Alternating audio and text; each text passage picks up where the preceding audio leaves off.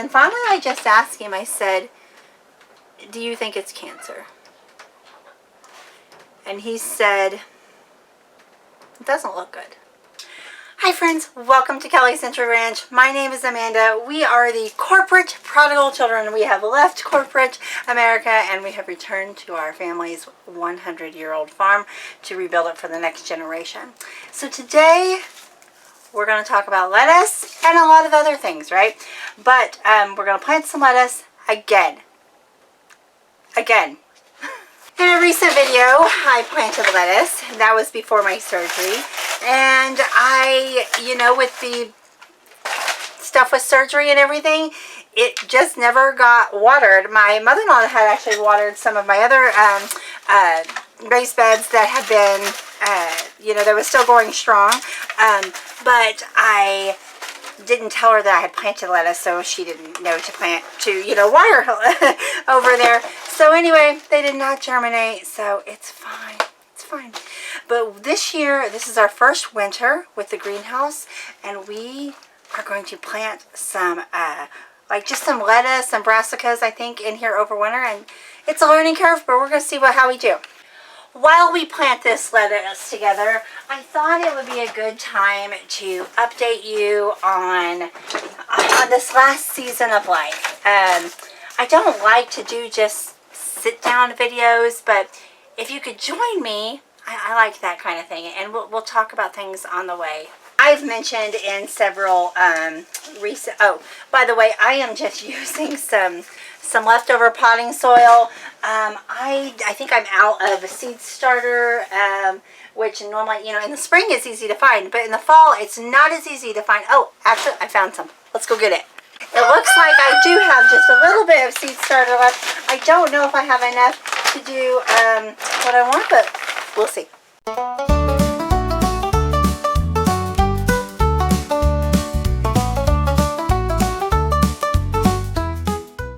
Now you can direct sow a lettuce, and that's, most people do. I just, I've been struggling. We're going to talk about that today. And I struggled with a lot of things germinating and different things. And you know what? I just thought this will make it just easier on myself. I've got the trays, and I am just going to start them in here, and then we'll move them to pots as they grow. A lot of people just direct sow their lettuce, and that's what I have done in the past, but since I've had quite a few garden failures this year, we're just going to do it this way just to make it just a little bit easier on us. Now this video today, besides planting lettuce with you friends, I went back and forth on whether or not I wanted to share this. Because there is some personal things, but I also know that I'm not the only one going through struggles. And so if you're having a rough season of life, I hope that maybe this can be some encouragement to you, or maybe it's just in comfort that other people are going through things. Because I know online we sometimes see we see all of the, the beauty, and I am just infatuated with the beauty of our farm. Every day something amazes me and catches me off guard. But there's a lot of things, not just on the farm, but in life, that are hard, and that is something that sometimes we don't see. I'm going to be planting a couple different things. The lettuce seeds I have, I don't know how many I'll plant of each. We'll see how it goes, right? I have some, they're all from Baker Creek seed, so rareseeds.com. I have Henderson's black seeded Simpson, yeah. I have some Landis Winter, and then Buttercrunch is always a favorite around here. So I don't know how many seeds I have of that, but we're going to start with that. So I've shared in recent videos that this has been a really hard season of life. And that basically started last December, right before Christmas. My dad passed away. Now, my dad and I didn't have the best relationship, and I wondered if I would have regrets about that after he passed. But I honestly don't. I have regrets of what could have been. What I wish would have been. But his decision to not be part of my life, didn't have anything like.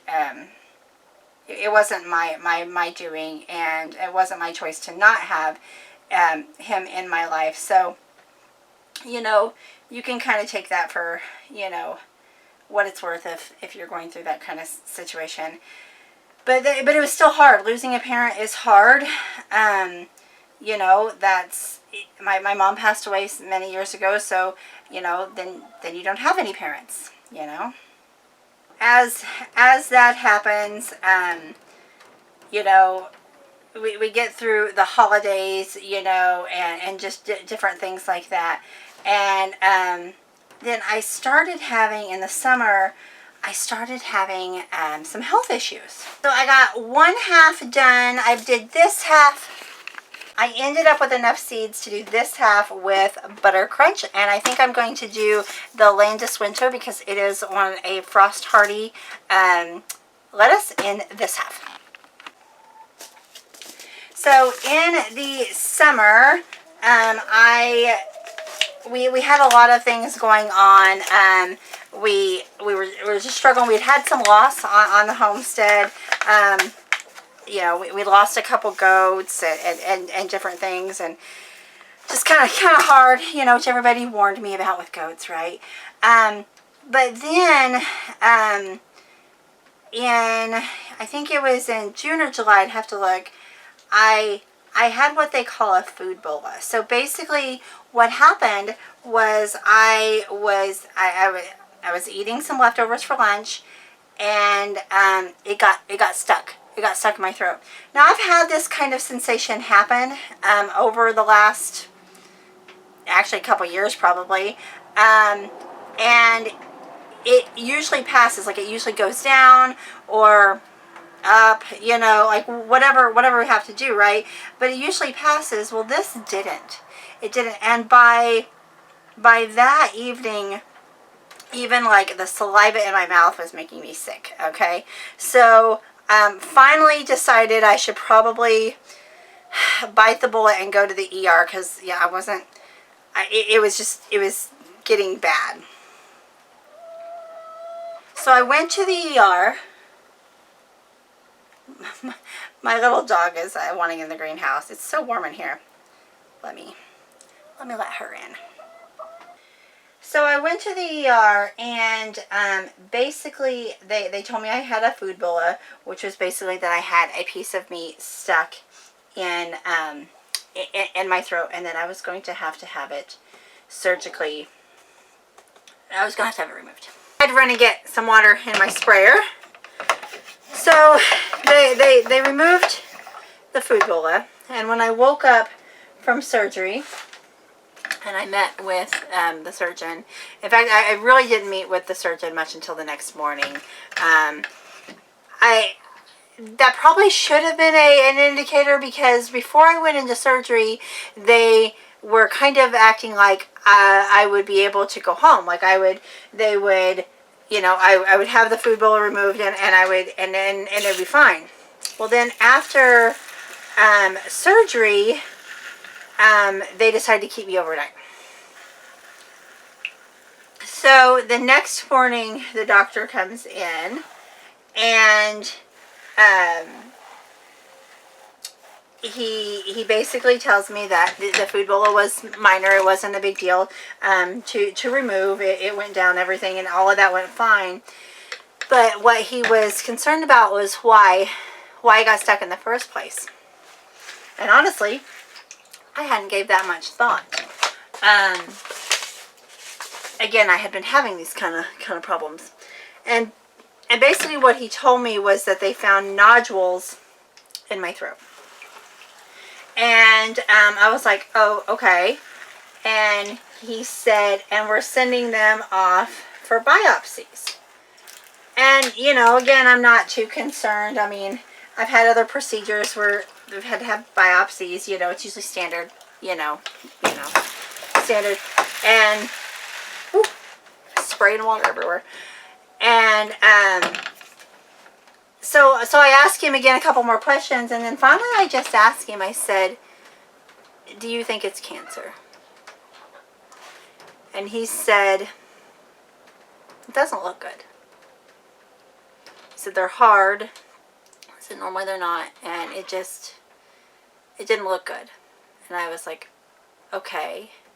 And I'm still trying to process all of this. And even like as the nurse left the room, she, like everybody had a very, somber look on their face. And she said, I'm really sorry. I hope you get some good news. And then she left. And then, so yeah, I didn't know, what to think, right? So he told me that he would send me, he would let me know. He was going to send off the biopsies, and I should know, but that it could take about a week, and I'll admit that was the longest week of my life. If you've ever heard the words, we think it's cancer,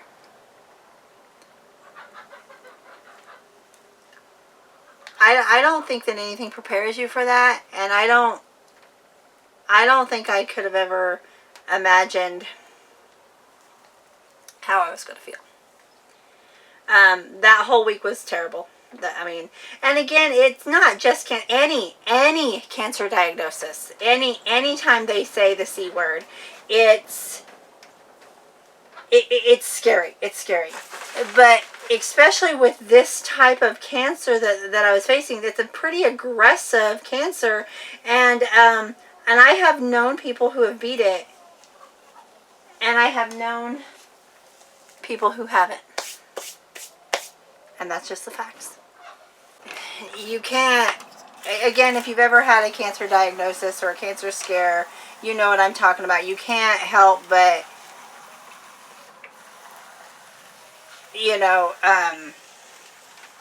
just think about it constantly, for one, and which is hard not, it's just hard not to do, and you can't help but go like to the what ifs and the not seeing your kids get married, not ever seeing your grandkids, like no matter how much you say you can't go there, you can't do that, it's impossible not to. It's impossible not to. And in that same week, my aunt and my uncle both passed away from cancer. There were 6 children in my mom's family, and there's only one left. And especially my aunt, I was close, my uncle, I dearly loved as well, but my aunt was like the last connection to my mom. Like, they were really close. And sitting through funerals, 2 funerals, just a week apart, while you're waiting for your own cancer results,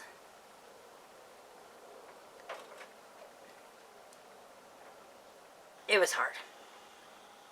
It was hard. Thankfully, after that week was over, I got the news that it was not, that it was not malignant, and it was one of the best days, one of the best days. But they still had some concerns.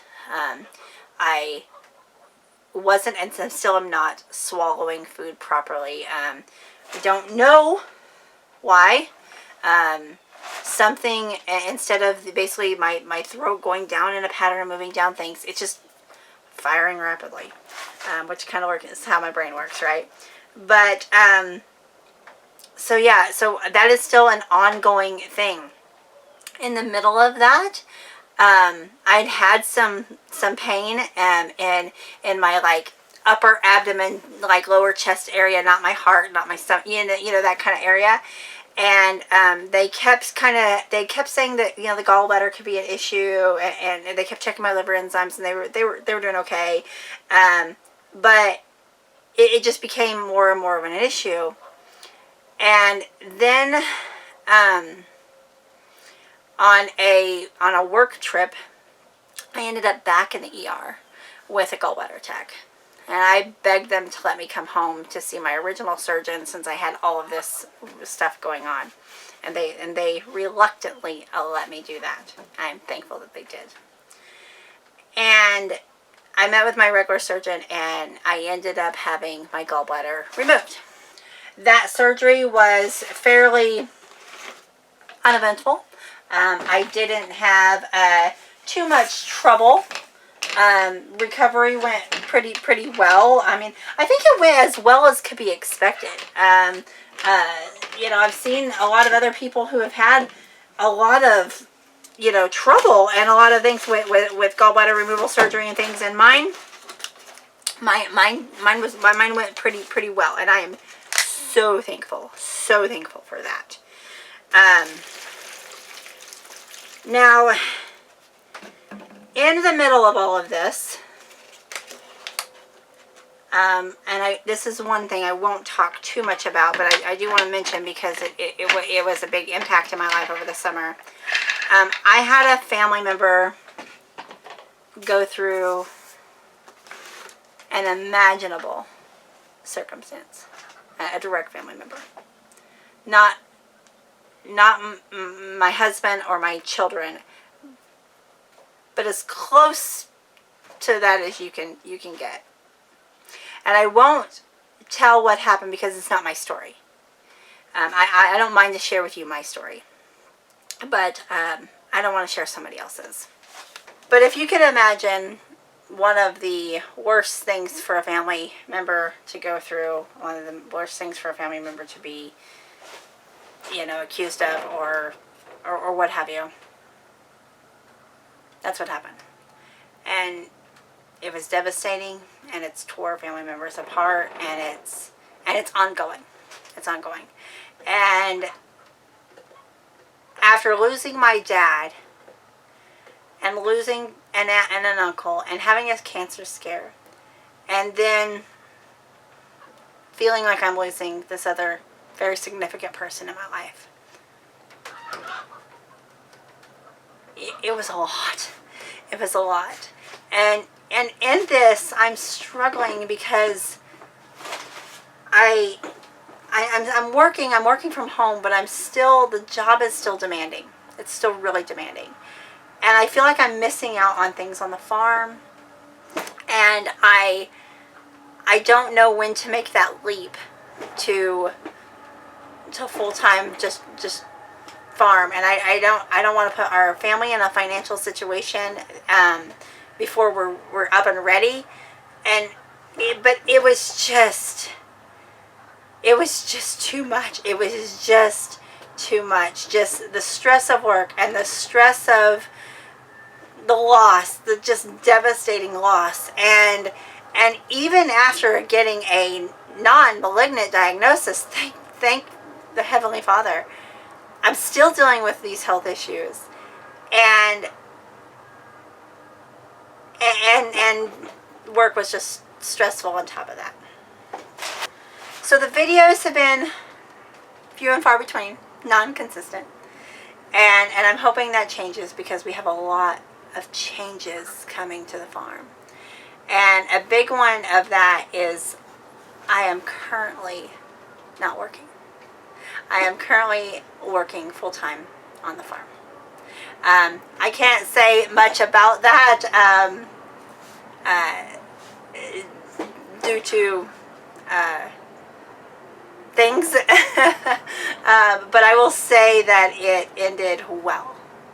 And it ended better than, and all of the circumstances I thought of how this would end. I mean, you think you quit or you get fired or you get like, well, you know what I'm saying? All the things of how does this end, because it was just, it was a rough time in my life. And again, not just because of it, but because of the health and the loss and everything else and all the, stuff that I was going through. But it ended better than I could have expected. And every it just did. I couldn't have asked for it to end better. And sometimes God just shows you. I'm always saying, God, just close the door on any door that's not meant for me, because I'm stupid, Lord. I will try to pry that sucker open. And this was just an obvious God shut the door and yet still provided. And so that is definitely another thing that I'm going through right now. I'm kind of in the midst of that. But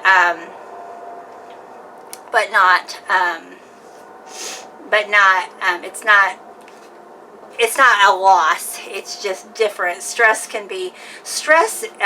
doesn't have to be negative. Stress can be positive or negative, and that's kind of where we're at now. So I'm not saying I won't go back. I'm not saying I won't go back to full-time work, and we may not be able to do it without, supplemental income for just a little while longer, as more and more things get up. But I am thankful for this season off. And I'm going to enjoy the holidays with my family, and I'm going to plant things in my greenhouse. So I hope in whatever way, in whatever capacity, this video can be encouraging to you. If you're going through something hard, and I'm not through it, I have another doctor's appointment next week to try to figure out what's going on. I'm still in it. I'm still going through all those things, but I'm doing it surrounded by my beautiful farm. That chicken that's back there. And I can't imagine going through this anywhere else. And so I'm thankful, so very thankful, and so very blessed to have that. And just to share with you guys this journey. So I hope you will follow along, and I hope whether your homesteading journey is here, is in the middle of it, or if you're preparing to be homesteaders, or if you can't and you just want to follow our journey, I hope you'll do that too. I'm so thankful to have you guys along with us.